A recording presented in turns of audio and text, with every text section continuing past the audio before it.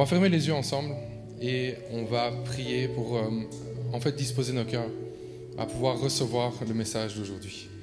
Que ça ne soit pas une atmosphère de routine, de dire c'est dimanche, donc le dimanche je vais à l'église, et que tu ne reçoives pas en fait. Je prie vraiment, Seigneur, que tu viennes éclairer nos cœurs.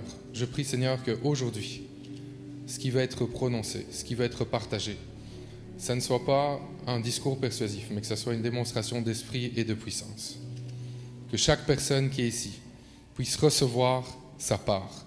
Que personne ne quitte ce lieu comme il est venu, parce que, Seigneur, tu veux parler, Seigneur. Aujourd'hui, tu veux parler. Tu veux nous communiquer des choses. Et nous voulons les recevoir. Seigneur, nous te remettons tout. Et c'est en ton nom, Jésus-Christ, que nous avons prié. Amen. Bon, je vais avoir besoin de ta participation directement. Ok ? J'ai besoin de toi maintenant. Qui, ici dans cette salle, a déjà souffert à cause de quelqu'un ? Lève la main, n'aie pas peur. Qui a déjà souffert à cause de quelqu'un ? Ok ? Qui a déjà fait souffrir quelqu'un ? Waouh, il y a des gens très sains dans la salle. Il y en a qui n'ont jamais fait souffrir personne. Waouh. Moi, je suis vraiment impressionné. Vous m'impressionnez beaucoup. Qui a déjà eu du mal à demander pardon ici ? Ouais. Qui a déjà eu du mal à pardonner ? Ouais. Franchement, pardonner, demander pardon, c'est vraiment pas facile. C'est compliqué. Et en fait, ce qui se passe, c'est qu'on a tous cette tendance à minimiser la souffrance qu'on fait subir aux autres et à amplifier la souffrance que les autres nous font subir. On justifie toujours nos erreurs, nos péchés, on a toujours bien une excuse pour ça. Mais on est sans merci pour les erreurs et les péchés des autres. On veut tous bénéficier de la présomption d'innocence, mais pour la plupart d'entre nous, on applique souvent la présomption de culpabilité pour les autres. La Bible nous dit dans Jérémie 17,9, « Le cœur est tortueux par-dessus tout, et il est méchant. » Bon, si on s'arrête 2 secondes pour y penser, en fait, on est méchant. On est méchant. On est méchant. On veut que les autres nous pardonnent facilement, mais nous, on pardonne très, très difficilement. On se positionne très souvent en victime. Mais vraiment, on a une grande facilité à accuser les autres. Ça, c'est facile, ça vient naturellement. Cette méchanceté, ce manque d'amour a une racine. Et cette racine, c'est le péché.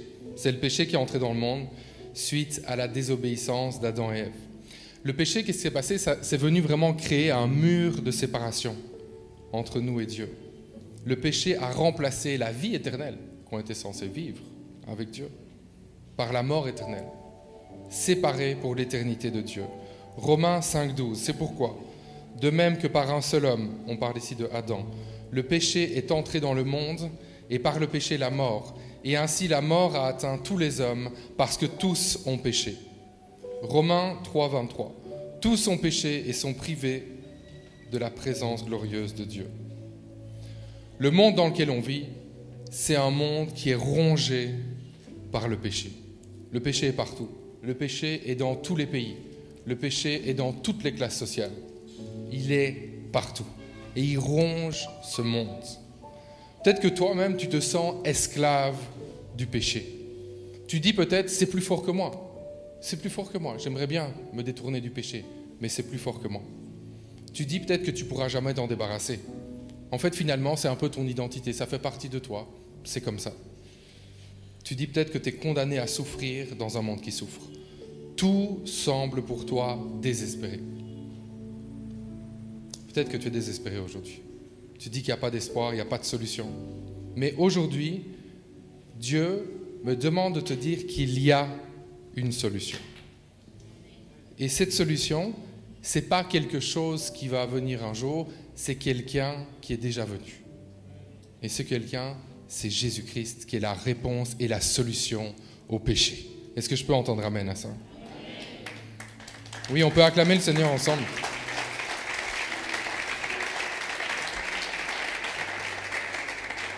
Par son sacrifice à la croix, Jésus-Christ a rétabli, il a restauré la relation entre l'homme et Dieu. Et chaque personne qui place sa foi en lui reçoit le pardon de ses péchés et la vie éternelle. On va voir ensemble, on va lire la suite de Romains 5. Accroche-toi, écoute et reçois ça. C'est très dense, mais c'est très fort en même temps. Romains 5, versets 15 à 20. En effet, si la faute d'un seul a eu pour conséquence la mort de beaucoup, à bien plus forte raison la grâce de Dieu, don gratuit qui vient d'un seul homme, Jésus-Christ, a surabondé pour beaucoup. Quelle différence aussi entre les conséquences du péché d'un seul et le don? En effet, le jugement intervenant à cause d'un seul homme a entraîné la condamnation, mais le don de grâce intervenant à la suite de nombreuses fautes a conduit à l'acquittement. Car si par la faute commise par un seul homme, la mort a régné à cause de ce seul homme, à bien plus forte raison, ceux qui reçoivent l'abondance de la grâce, qui est le don de la justification, régneront-ils dans la vie par Jésus-Christ lui seul. Ainsi donc, comme une seule faute a entraîné la condamnation de tous les hommes, donc on n'arrête pas là de faire référence à Adam et Ève, un seul acte satisfaisant à la justice a obtenu pour tous les hommes l'acquittement que leur assure la vie. Comme par la désobéissance d'un seul, beaucoup d'hommes ont été déclarés pécheurs devant Dieu, de même par l'obéissance d'un seul, beaucoup seront déclarés justes devant Dieu. Et ça termine en disant ceci: quant à la loi, elle est intervenue pour que le péché prolifère, mais là où le péché a proliféré, la grâce a surabondé. Pour que comme le péché a régné par la mort, de même la grâce règne par la justice que Dieu accorde et qui aboutit, attention, à la vie éternelle par Jésus-Christ notre Seigneur. Amen. Amen.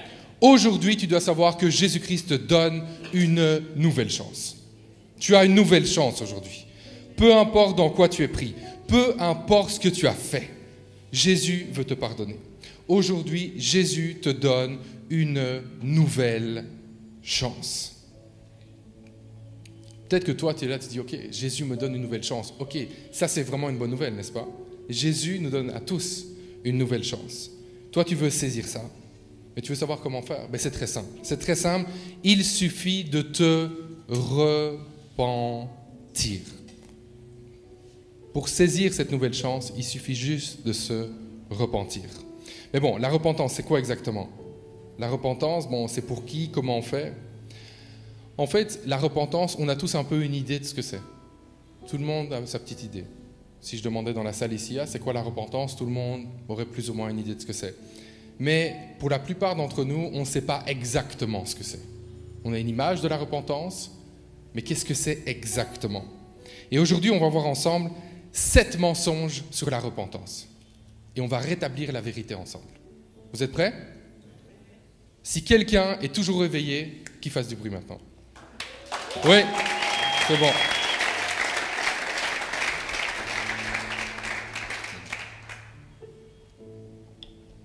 Sept mensonges sur la repentance. Premier mensonge.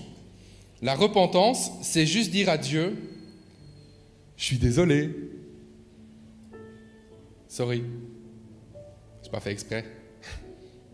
Mensonge.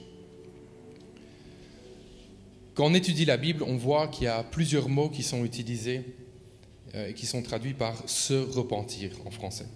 Dans l'Ancien Testament, on a le mot hébreu « naam » qui veut dire « changer d'avis, regretter ». Première piste. La repentance entend « changer d'avis, regretter ». On a le mot hébreu « sub » qui veut dire « faire demi-tour ». Faire demi-tour qui veut dire aussi « revenir ». Dans le Nouveau Testament, on a les mots grecs « métanoéo » et « métamélomai » qui veulent dire « changer d'avis » et qui veulent dire aussi « regretter, avoir des remords ». Et ce remords, on le trouve dans la parabole du collecteur d'impôts. Là, on va dans Luc 18, 13. On voit un homme qui se repent. On voit un homme qui regrette vraiment. Le collecteur d'impôts se tenait dans un coin retiré et n'osait même pas lever les yeux au ciel. Mais il se frappait la poitrine et murmurait « Oh Dieu, aie pitié du pécheur que je suis. On voit clairement dans le Nouveau Testament que la repentance, ça ne se limite pas à juste changer d'avis ou juste un petit sentiment de regret. Ouais, finalement, c'est pas très bien ce que j'ai fait. Non. La repentance, c'est un demi-tour. C'est marcher dans le sens opposé qu'on suivait. En fait, la repentance, c'est un changement radical. La repentance, c'est une trajectoire complète de vie qui est changée par Jésus. Pour faire simple, si tu prends des notes, la repentance, en fait, c'est un changement d'avis qui va engendrer un changement de comportement radical. Donc tu changes d'avis, et parce que tu changes d'avis, il y a un changement de comportement radical qui survient. Attention. C'est pas facile ce que je veux dire, mais c'est important de le dire. Et il y a quelqu'un qui doit entendre ça. Il y a quelqu'un qui est ici qui doit entendre ça. Sans une repentance authentique, tu passeras l'éternité en enfer. Sans une repentance authentique, tu passeras l'éternité en enfer dans d'atroces souffrances. C'est très encourageant pour ceux qui viennent de rentrer, je trouve, comme parole. Mais oui, en fait, c'est encourageant. C'est encourageant, il faut le savoir. Sans une repentance authentique, tu passeras l'éternité en enfer dans d'atroces souffrances. Alors, pense maintenant. Pense à la plus grande souffrance que tu as vécue. Là, tu vois, la fois dans ta vie où tu as le plus souffert. Pense à ça. Mais sans repentance, tu vas vivre ça fois infiniment plus pendant toute l'éternité. Ça ne va jamais s'arrêter. Voici un petit aperçu des souffrances de l'enfer. On retrouve ça dans Luc 16, versets 19 à 26, qui nous raconte l'histoire de l'homme riche et de Lazare qui était pauvre. On lit ensemble. Il y avait un homme riche, toujours vêtu d'habits coûteux et raffinés. Sa vie n'était chaque jour que festin et plaisir. Un pauvre nommé Lazare se tenait couché devant le portail de sa villa, le corps couvert de plaies purulentes. Il aurait bien voulu calmer sa faim avec les miettes qui tombaient de la table du riche. Les chiens même venaient lécher ses plaies. Le pauvre mourut et les anges l'emportèrent auprès d'Abraham. Le riche mourut à son tour et on l'enterra. Du séjour des morts où il souffrait cruellement. Il leva les yeux et aperçut très loin Abraham et Lazare à côté de lui. Alors il s'écria, « Abraham, mon père, aie pitié de moi. Envoie donc Lazare, qu'il trempe le bout de son doigt dans l'eau et me rafraîchisse la langue. Car je souffre horriblement dans ces flammes. » Mais Abraham lui répondit, « Mon fils, souviens-toi de combien de bonnes choses tu as joui pendant ta vie, tandis que Lazare n'a connu que des malheurs. À présent, ici, c'est lui qui est consolé, tandis que toi, tu es dans le tourment. » Ça, c'est la souffrance de l'enfer. C'est un tourment qui ne s'arrête jamais. Et je ne dis pas ça pour te faire peur aujourd'hui. Ce n'est pas du tout mon but. Je veux faire peur à personne. Mais je dis ça pour que tu puisses savoir que tu as une décision à prendre aujourd'hui. Dieu me demande aussi de m'adresser à quelqu'un qui pense qu'il est sauvé parce qu'il va à l'église. En fait, aller à l'église, ça n'a jamais sauvé personne. Le salut ne s'obtient pas en allant à l'église. Le salut, il ne s'obtient pas non plus en regardant plein de prédications. Il ne s'obtient pas non plus en écoutant toutes les chansons chrétiennes, en connaissant toutes les dernières sorties des artistes chrétiens. Non. Le salut, il ne s'obtient pas non plus en étant l'ami des pasteurs. Ah oui, mais moi je m'entends bien avec le pasteur. Ah, ça c'est bien. Donc Jésus doit bien m'aimer. Non. Le salut s'obtient uniquement en plaçant sa foi en Jésus-Christ. Qui acclame Jésus-Christ avec moi?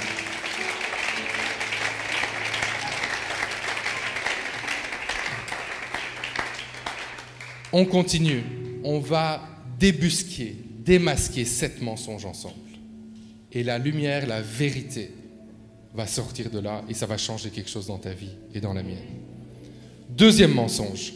Quand on a accepté Jésus, plus besoin de se repentir. On a accepté Jésus, c'est bon, voilà, on ne se repent plus. Voici ce que nous dit Jésus à ce sujet. Jean 13, 4, 10. Il, on parle de Jésus, se leva de table pendant le dîner, posa son vêtement et prit une serviette de lin qu'il se noua autour de la taille. Ensuite, il versa de l'eau dans une bassine et commença à laver les pieds de ses disciples, puis à les essuyer avec la serviette qui s'était nouée autour de la taille. Quand vint le tour de Simon-Pierre, celui-ci protesta. « Toi, Seigneur, tu veux me laver les pieds ?» Il est choqué. Jésus lui répondit, « Ce que je fais, tu ne le comprends pas pour l'instant. Tu le comprendras plus tard. » Mais Pierre lui répliqua, « Non, non, non, tu ne me laveras pas les pieds, sûrement pas. » Jésus lui répondit, « Si je ne te lave pas, il n'y a plus rien de commun entre toi et moi. » Dans ce cas, lui dit Simon-Pierre, « Ne me lave pas seulement les pieds, mais aussi les mains et la tête. » Jésus lui dit, « Celui qui s'est baigné, écoute ça, Jésus lui dit, celui qui s'est baigné est entièrement pur. Il lui suffit de se laver les pieds. » Donc, si on veut remettre ce passage dans le contexte, d'accord que ça n'a pas été écrit en 2022. En Palestine, à l'époque de Jésus, les gens portaient des sandales. Pas besoin de préciser que c'était des sandales sans chaussettes. D'accord ? Parce que la chaussette n'était pas très répandue à cette époque-là, comme tu le sais probablement. Et les routes, pas besoin de préciser qu'elles étaient très sales. C'était très, très, très poussiéreux. Donc, tu imagines facilement l'état des pieds des gens. À l'époque, ce qui se passait, c'est que l'hôte mettait un serviteur à la disposition de la personne qui l'invitait pour lui laver les pieds. En fait, c'était une façon d'honorer. Laver les pieds, c'était la façon d'honorer quelqu'un. Les femmes lavaient souvent les pieds de leur mari et les enfants, ceux de leurs parents. C'est dans ce contexte que Jésus décide de laver les pieds de ses disciples. Quand c'est à son tour, Pierre dit, verset 6, « Toi, Seigneur, tu veux me laver les pieds ?» Verset 8, « Non, non, non, tu ne me laveras pas les pieds, sûrement pas. » Alors, suis-moi bien maintenant, suis-moi bien ici. Verset 8. Jésus lui répondit, « Si je ne te lave pas, il n'y a plus rien de commun entre toi et moi. » En d'autres termes, voici ce que Jésus est en train de dire à Pierre. « À moins que je ne te lave de tes péchés par ma mort qui délivre du péché, tu n'as pas de vraie relation avec moi. » Pas certain que Pierre a vraiment compris. Non. Il n'a pas vraiment compris cette leçon spirituelle que Jésus lui enseignait, mais ce qui est certain, c'est qu'il voulait se joindre à Jésus. Quand il lui a dit, verset 9, « Dans ce cas, ne me lave pas seulement les pieds, mais aussi les mains et la tête. » Jésus lui a répondu, verset 9 toujours, « Celui qui s'est baigné est entièrement pur. Il lui suffit de se laver les pieds. » En fait, cette réponse de Jésus, c'est une image. Quand Jésus dit, « Il suffit maintenant que tu te laves les pieds », c'est une image pour dire qu'après la repentance qui mène au salut, on est une fois pour toutes lavé de nos péchés. On est pardonné et on est pur devant Dieu.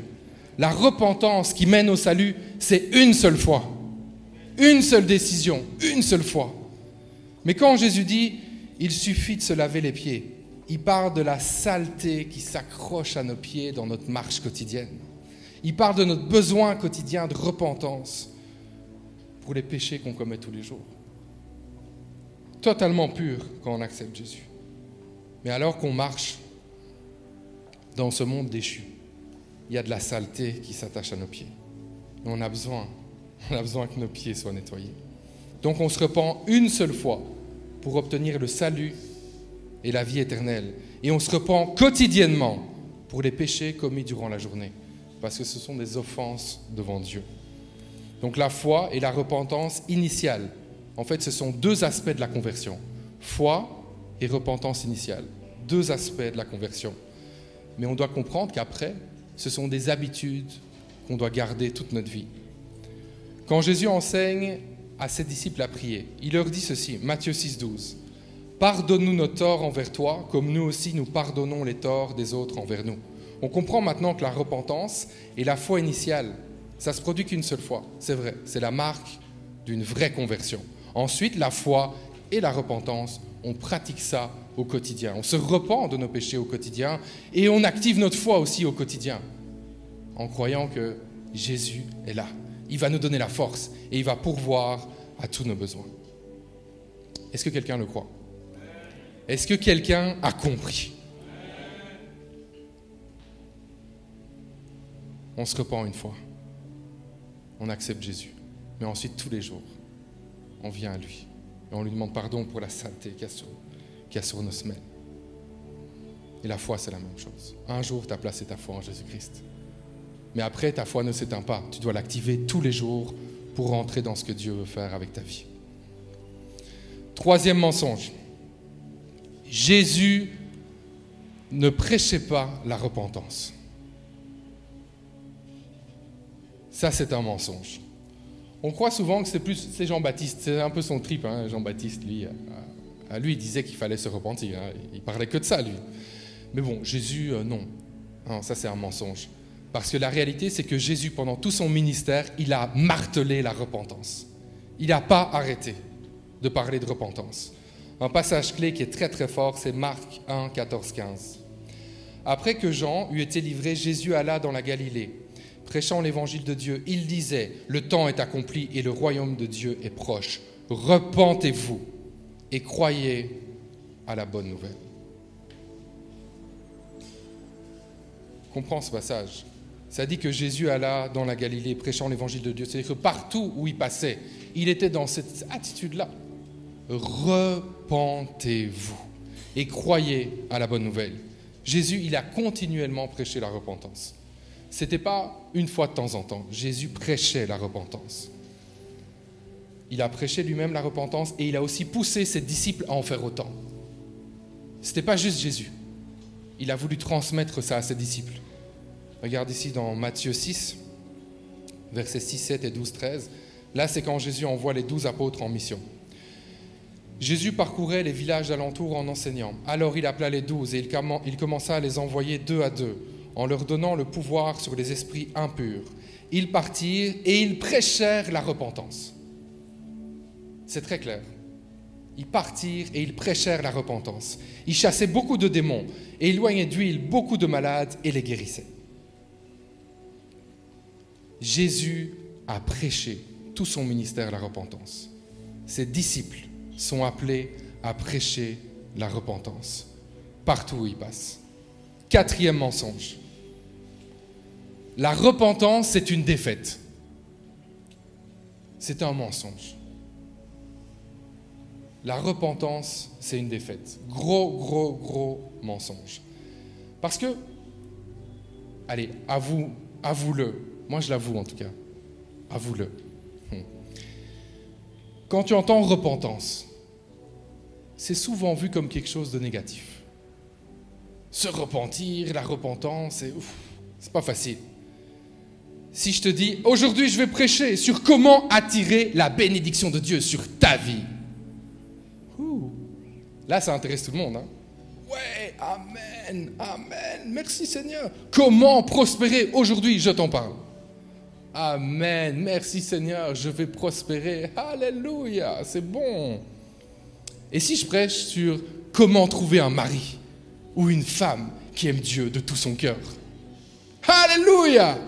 Merci Jésus d'avoir inspiré ce pasteur. Ah, je l'aime ce pasteur. Il prêche tellement des bonnes choses. Oh là là là là. Là, tout le monde est vraiment intéressé. Mais une prédication sur la repentance. Aïe, aïe, aïe, aïe, aïe, aïe, aïe. On est tout de suite moins motivé. On est moins motivé. Et vous savez pourquoi? Je me suis posé la question.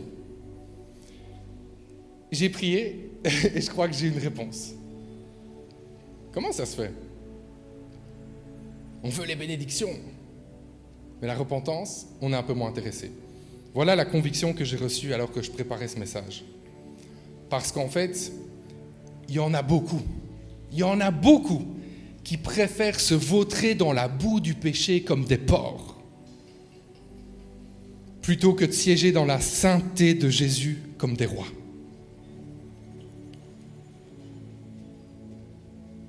Se vautrer comme des porcs dans la boue du péché, plutôt que de siéger dans la sainteté de Jésus comme des rois. Mais comment ça se fait? Satan travaille fort. Il travaille très fort. D'ailleurs, en passant, lui, il travaille. 24 sur 24. Il ne s'arrête pas. Parce qu'en fait, ce qu'il veut, c'est qu'on se tienne très, très, très loin de la repentance. Parce qu'en fait, il veut tout faire pour nous éloigner de Dieu un maximum. Et quand on se tient loin de la repentance, on se tient loin de Dieu.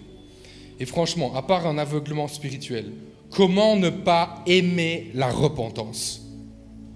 Comment ne pas aimer la repentance? Se repentir, c'est faire demi-tour. Alors qu'on est sur la route pour aller se faire bouffer par Satan, on décide de faire demi-tour pour courir dans les bras de Jésus.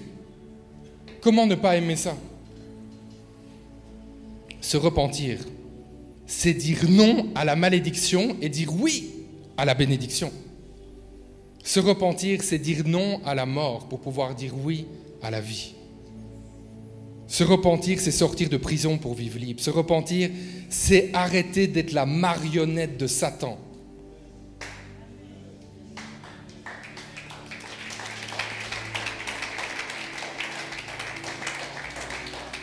Quand on se repent, on arrête d'être cette marionnette que Satan peut manipuler, il fait ce qu'il veut avec toi.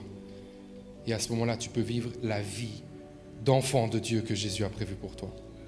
Se repentir, ce n'est pas une défaite, non, ce n'est pas une défaite. Se repentir, c'est vivre dans la victoire de Jésus-Christ. Fais du bruit pour Jésus qui te donne la victoire.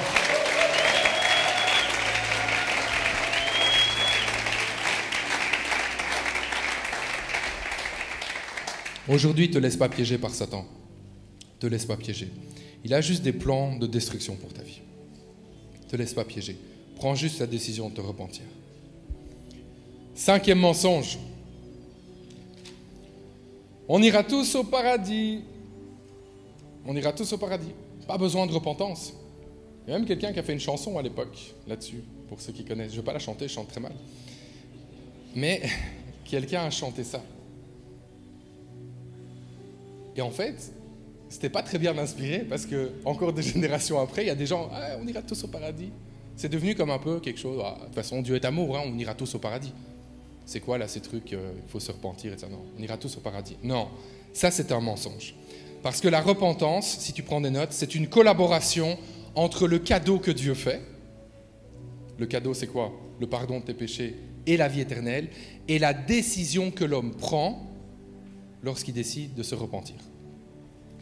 La repentance, c'est une collaboration entre le cadeau de Dieu et la décision de l'homme. La foi seule ne suffit pas. La foi seule ne suffit pas. Là, tu es choqué, hein? Normalement, si tu connais un peu ta Bible, tu es un peu choqué par ce que je viens de dire. Oui, c'est vrai. Le salut s'obtient en plaçant toute ta confiance, toute ta foi en Jésus-Christ. C'est vrai. Ça, c'est vrai. On connaît tous Jean 3,16, non? Car Dieu a tant aimé le monde qu'il a donné son Fils unique afin que quiconque croit en lui ne périsse point, mais qu'il ait la vie éternelle. Jean 3,16, on connaît, non? Ok. Ici, on voit quoi? Afin que quiconque croit. Donc, le salut, c'est uniquement par la foi. Puis moi, je viens de te dire que la foi ne suffit pas. Il y a un problème, non? Mais regarde. Tu dois savoir que placer sa foi en Jésus-Christ implique une repentance authentique. Placer sa foi en Jésus-Christ, ça implique une repentance authentique. Donc la foi et la repentance marchent ensemble. Parce que foi et repentance, ce sont les deux aspects d'une conversion véritable. Sans repentance, il n'y a pas de conversion véritable. C'est la foi alliée à la repentance. Et quand tu étudies le concept de la foi qui sauve, on va l'appeler comme ça, la foi qui sauve, tu te rends compte qu'elle vient avec la repentance. Sinon, c'est une foi qui est morte. Et la foi morte, elle ne produit pas le salut. La foi morte, pour te donner un exemple, c'est la foi de qui ça, la foi morte? La foi morte, c'est la foi de Satan. C'est la foi des démons. C'est la foi des occultistes. Ça, c'est la foi morte. Eux aussi, ils croient que Dieu existe. Mais ils ne se sont pas repentis. On est d'accord? Regarde ce que dit la Bible. Jacques 2, à partir de 17. Il en est ainsi de la foi. Si elle reste seule sans se traduire en actes, elle est morte. C'est pour ça que je te parlais d'une foi morte. Mais quelqu'un dira, l'un a la foi, l'autre les actes. Eh bien, montre-moi ta foi sans les actes et je te montrerai ma foi par mes actes. Tu crois qu'il y a un seul Dieu, c'est bien, mais les démons aussi le croient. Et ils tremblent. Insensé. Veux-tu avoir la preuve que la foi sans les actes ne sert à rien? Abraham, notre ancêtre, n'a-t-il pas été déclaré juste à cause de ses actes? lorsqu'il a offert son fils Isaac sur l'autel. Tu le vois, sa foi et ses actes agissaient ensemble. Et grâce à ces actes, sa foi a atteint son plein épanouissement. Ainsi s'accomplit ce que l'Écriture déclare à son sujet. Abraham a eu confiance en Dieu, et Dieu, en portant sa foi à son crédit, l'a déclaré juste, et il l'a appelé son ami. Écoute ça maintenant. Vous le voyez donc, on est déclaré juste devant Dieu à cause de ses actes, et pas uniquement à cause de sa foi. Rahab, la prostituée, n'a-t-elle pas aussi été déclarée juste par Dieu à cause de ses actes, lorsqu'elle a donné asile aux envoyés israélites et les a aidés à s'échapper par un autre chemin ? Car comme le corps sans l'esprit est mort, la foi sans les actes est morte. Et le premier acte, le tout premier acte qui accompagne notre foi en Jésus-Christ, c'est la repentance. C'est le tout premier acte qui accompagne notre foi en Jésus-Christ. En fait, c'est impossible de se tourner vers Jésus de tout notre cœur, de placer notre foi en lui, sans se détourner sincèrement de nos péchés, sans se repentir. Moi, je me souviens, le jour où j'ai placé ma foi en Jésus-Christ, j'ai vraiment eu ce sentiment, j'ai eu un dégoût de tout le péché, toutes les choses dégueulasses que j'avais pu faire. J'ai vraiment eu un dégoût profond, quoi. Ça m'a... Je me voyais dégueulasse, très, très, très sale. Et j'ai pris cette décision de dire, non, ça je veux plus. Je veux vraiment me détourner de ça pour suivre Jésus. Donc, on comprend là encore que la repentance, elle agit avec la foi. Ce sont deux éléments essentiels et la repentance est nécessaire au salut. Je te répète, c'est important. La repentance est nécessaire au salut. Sans repentance, pas de salut. Sans repentance, t'es pas sauvé. Juste dire, Jésus est Seigneur. Les démons aussi le disent. Satan aussi le sait. Les occultistes aussi. Est-ce qu'ils sont sauvés ? Ok. L'apôtre Paul, il avait bien compris ça. Acte 20, 21. C'est très clair, un verset limpide. Annonçant aux Juifs et aux Grecs la repentance envers Dieu et la foi en notre Seigneur Jésus-Christ. Paul prêche la repentance et la foi en notre Seigneur Jésus-Christ, nous dit la Bible. Prêcher la foi sans parler de repentance, c'est prêcher la moitié de l'évangile. Si on prêche la foi sans prêcher la repentance, on prêche la moitié de l'évangile. Tu as remarqué, il y a des gens qui disent avoir accepté Jésus, mais ils disent « Ouais, moi j'ai accepté, mais ça ne change rien, quoi. Moi ça ne marche pas. » Voilà. Pour moi, ça ne marche pas. Peut-être pour toi, c'est un peu ton truc là. C'est bon pour toi, mais pas pour moi. Hein, bon. Moi j'ai un peu essayé, mais ça ne donne rien. Mais tu sais pourquoi ça ne marche pas ? Moi je vais te dire, c'est très simple. C'est parce que la repentance, elle a 3 facettes. Il y a 3 facettes dans la repentance. Premièrement, il y a une compréhension intellectuelle. Première facette, une compréhension intellectuelle. Quand on se dit, c'est mal de pécher. Voilà, on se dit, c'est mal. Ça, c'est la compréhension intellectuelle. Mais il y a aussi une adhésion émotionnelle. C'est quand on accepte ce que dit la Bible. On accepte ça et on regrette notre péché. Il y a un regret, il y a quelque chose, comme je l'écrivais tout à l'heure, là, moi, quand j'avais accepté le Seigneur, aïe, je regrette ça, c'est tellement sale. Mais ça ne s'arrête pas là. La 3e facette, c'est qu'il y a aussi une décision personnelle. Quand on décide de renoncer au péché pour commencer à marcher dans l'obéissance à Jésus. Tant que ces 3 facettes-là ne sont pas réunies, il n'y a pas de réelle repentance. Et c'est pour ça, en fait, qu'il y a plusieurs personnes qui vivent des vies qui ne portent pas vraiment de fruits pour le Seigneur. Ils ont peut-être la compréhension intellectuelle avec un petit peu d'adhésion émotionnelle, mais il n'y a pas de décision personnelle. Ces 3 facettes doivent être réunies pour voir une vie transformée par Jésus. 6e mensonge. Vous êtes prêts pour le 6e mensonge ? La repentance te rend parfait dans toutes tes actions. Ça, c'est un mensonge. Non, la repentance, ce n'est pas une immunité au péché. Mais attention, écoute-moi bien. Il y a une énorme différence entre péché et vivre dans le péché. Il y a une grande différence entre pécher et vivre dans le péché. Pécher, on peut tous, tous les jours. Par exemple, ceux qui sont à Kinshasa peuvent savoir que le trafic n'est pas si facile ici, n'est-ce pas? C'est pas facile sur la route. Je pense qu'il est facilement possible de s'énerver dans le trafic de Kinshasa. Est-ce que je suis le seul à le penser? Voilà. Et là, ça peut nous arriver à pécher. On peut avoir une mauvaise pensée sur ce motard, une mauvaise pensée sur ce bus, une mauvaise pensée sur ce convoi. On a l'impression qu'on va se faire tuer parce qu'il y a des sirènes. Bon, on ne va pas rentrer dans les détails, mais vous voyez ce que je veux dire. Là, oui, c'est vrai qu'on peut pécher à ce moment-là. Mais en fait, vivre dans le péché, c'est savoir qu'un comportement n'est pas bon et on continue. Et on continue. Et on continue. Quand je parlais de se vautrer dans la boue comme des porcs, ça c'est vivre dans le péché. On sait que c'est dégueulasse, que c'est pas bon, mais on continue, on continue. Vivre dans le péché, c'est faire de la corruption, par exemple, un style de vie. Voilà. Moi je sais que c'est pas bien, mais je continue. Vivre dans la corruption, c'est vivre dans le péché. C'est aussi entretenir une sexualité hors mariage. C'est que c'est pas bien, tu continues, tu continues, tu continues. Ça c'est vivre dans le péché. C'est aussi avoir l'habitude de se saouler, par exemple. Tout le temps boire. Ça, c'est vivre dans le péché. Être ivre à l'excès comme ça, tout le temps. Ah, c'est pas grave, de toute façon, je me repens, Dieu fait grâce. Non, c'est vivre dans le péché. Prendre la drogue, c'est la même chose, c'est vivre dans le péché. Être violent.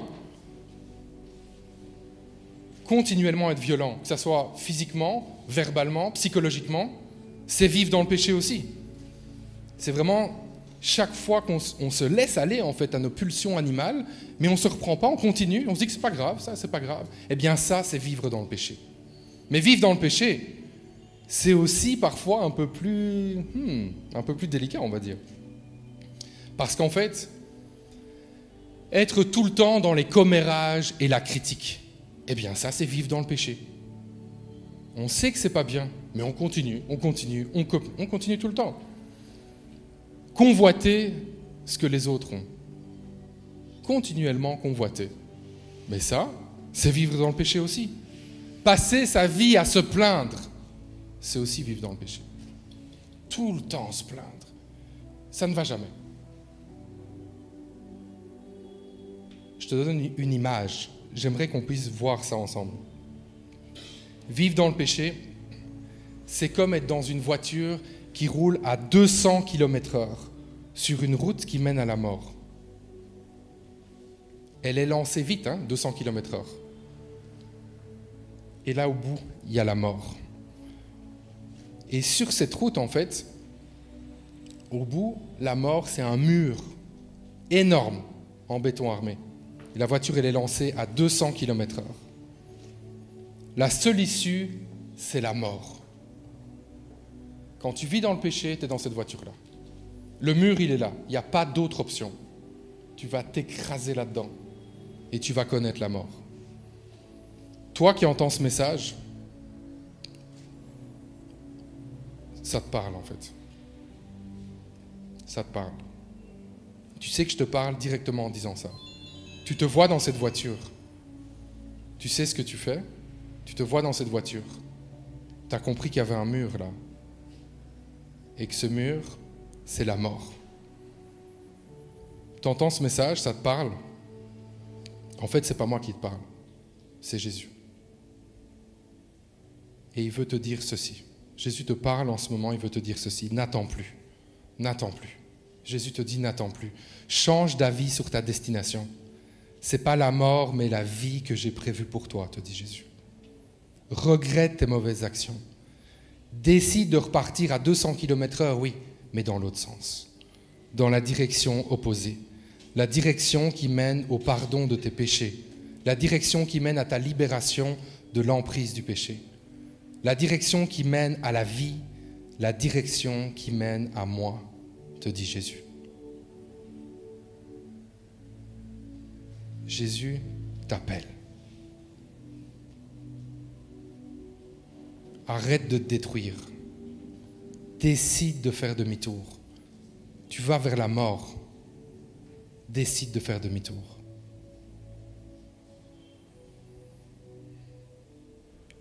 C'est vrai, tu ne deviens pas parfait le jour où tu te repens, mais il y a quelque chose qui change. C'est que le Saint-Esprit te donne la force d'arrêter de vivre dans le péché. Acclame le Saint-Esprit avec moi.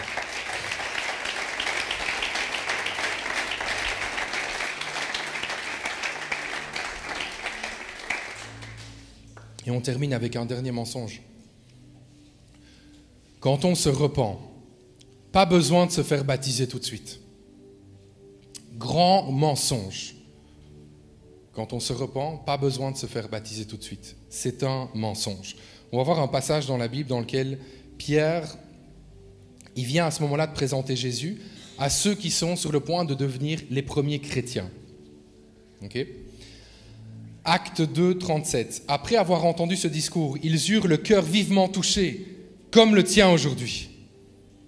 Ton cœur est touché par ce que tu as entendu. Et ils dirent à Pierre et aux apôtres, « Hommes frères, que ferons-nous » Pierre leur dit, ils ont entendu parler de Jésus, ils ont entendu le message, ils ont compris qu'il y a une décision à prendre, ils veulent prendre cette décision, peut-être comme toi aujourd'hui. Mais ils disent, qu'est-ce qu'on doit faire ? Qu'est-ce qu'on doit faire ? Voici la réponse de Pierre. Repentez-vous et que chacun de vous soit baptisé au nom de Jésus-Christ pour le pardon de vos péchés et vous recevrez le don du Saint-Esprit. Et à ce moment-là, 3000 personnes ont décidé de se repentir et de se faire baptiser. Si aujourd'hui, ce message t'a touché et tu décides de te repentir, que cette décision de te repentir soit accompagnée de cette conviction de se faire baptiser. Parce que le baptême, c'est quoi ? C'est vraiment l'acte qui va venir sceller ta décision de suivre Jésus. Tu prends ça au sérieux. Ce n'est pas juste quelque chose entre Dieu et toi. Publiquement, tu vas dire, moi j'ai été lavé. J'étais dégueulasse. J'étais couvert de faux, de péchés. Et Jésus m'a lavé. Il a pardonné tous mes péchés et il m'a donné la vie éternelle. Je veux déclarer publiquement que je lui appartiens. C'est ça le baptême. Le baptême, ne vois pas ça comme une médaille à la ligne d'arrivée de ta marche chrétienne quand tu seras très très saint. Non. Le baptême, c'est un point de départ.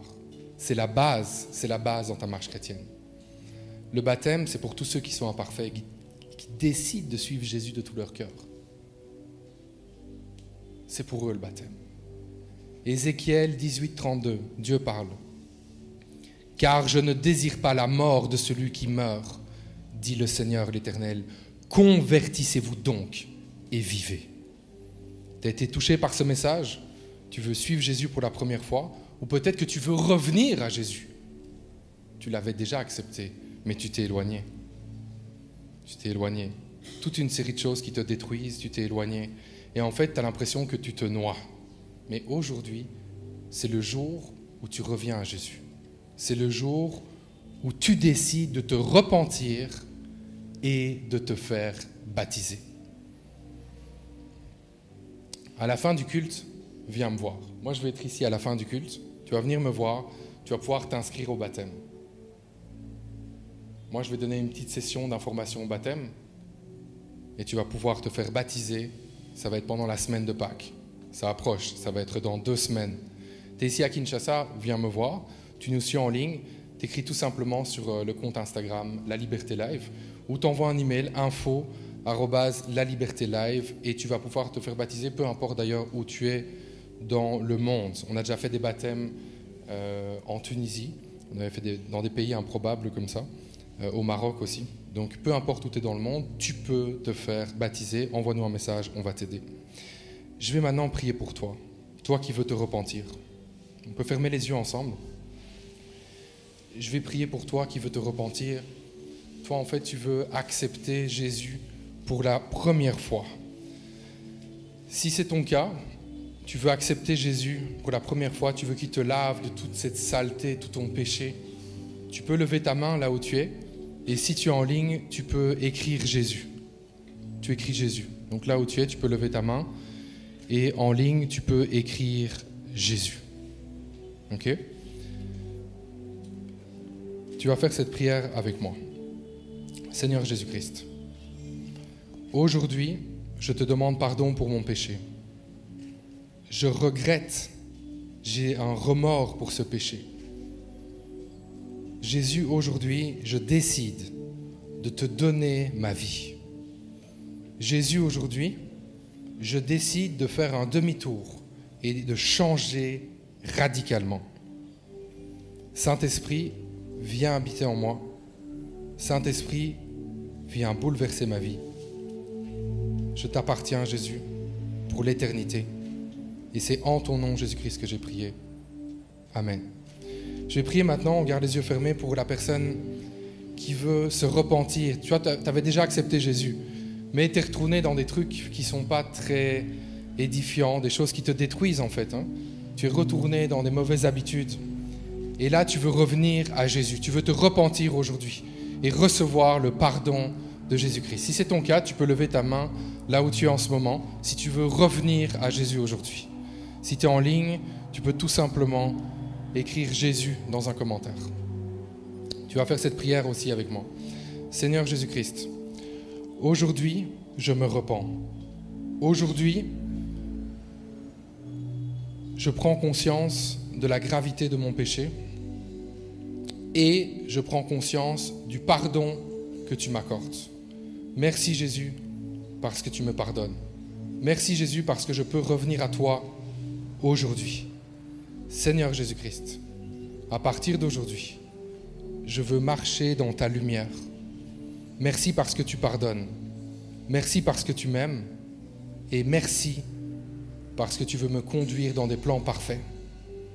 C'est en ton nom, Jésus, que j'ai prié. Amen. Et on va rester dans cette attitude de prière aussi. Je veux prier pour toi qui n'es pas encore baptisé. Tu n'es pas encore baptisé. Je vais prier que le Saint-Esprit puisse t'éclairer. Que le Saint-Esprit vienne t'éclairer maintenant et qu'une conviction forte puisse en sortir afin que tu décides de te faire baptiser. Seigneur Jésus-Christ, merci pour ta présence dans ce lieu. Saint-Esprit, tu es là. Saint-Esprit, viens maintenant, parcours les rangées, parcours tous les endroits où les gens sont là sur Instagram et sur TikTok et viens donner une conviction, la conviction de se faire baptiser en signe de repentance, en signe de changement de vie. Tu viens donner une conviction forte de se faire baptiser. Tu viens la donner maintenant. Saint-Esprit, viens parler, viens parler, viens parler. Qu'une conviction qui vient de Dieu puisse naître de se faire baptiser. Merci Seigneur parce que tu es là, tu es au milieu de nous.